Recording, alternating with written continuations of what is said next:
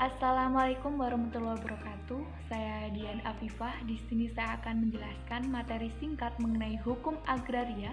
Sebelum masuk ke dalam materi, saya berterima kasih kepada dosen kami tercinta, Bapak Nakbir MKN yang telah membimbing kami selama dalam kurun waktu 1 semester ini. Semoga ilmu yang didapatkan menuai ilmu yang bermanfaat dan menuai hasil yang maksimal. Oke, langsung saja. Jadi materi yang akan saya sampaikan adalah hukum pertanahan mengenai administrasi pertanahan di masa jajahan Hindia Belanda. Yang pernah kita kenal, yang pertama ada agrariswet.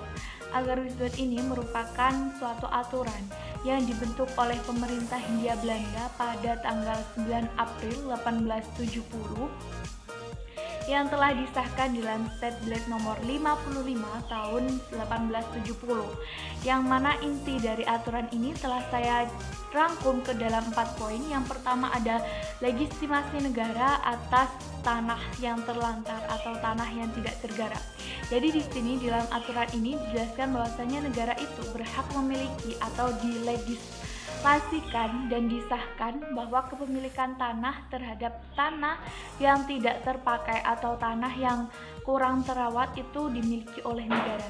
Dan yang kedua ada kewenangan atas HR-Vak kepada pengusaha Belanda. Jadi kalau teman-teman belum tahu apa itu HR-Vak, jadi HR-Vak ini adalah hak guna usaha yang dimiliki oleh seseorang untuk menggunakan seluruhnya tanah yang dimiliki oleh pihak lain, seperti itu. Nah, di dalam aturan agrariswet ini, HR-Vak kepada pengusaha Belanda itu dilakukan selama-lamanya dalam kurun waktu 75 tahun. Dan yang ketiga ada kesempatan pribumi untuk menguasai hak gondom. Dan yang terakhir ada larangan pengembalian hak atas hak tanah terhadap rakyat asli Indonesia. Oke, lanjut kepada poin yang kedua, ada yang dinamakan dengan agraris spesifik. Jadi agraris spesifik ini merupakan aturan sebagai penunjang pelaksanaan aturan pokok atau agraris wet.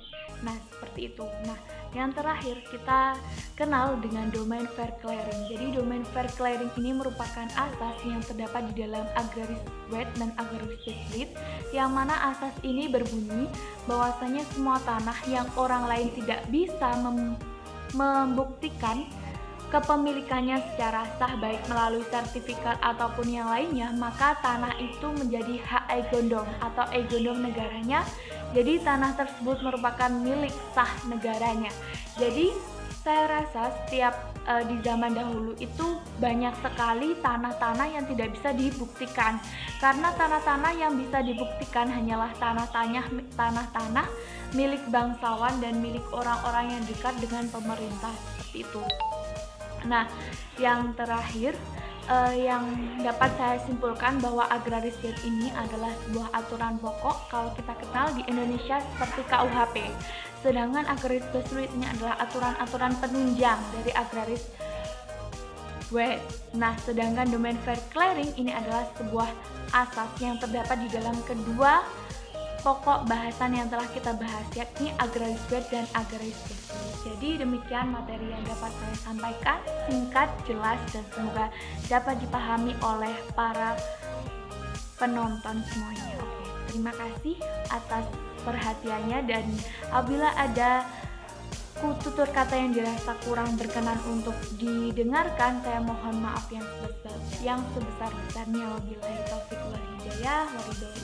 Wassalamualaikum warahmatullahi wabarakatuh.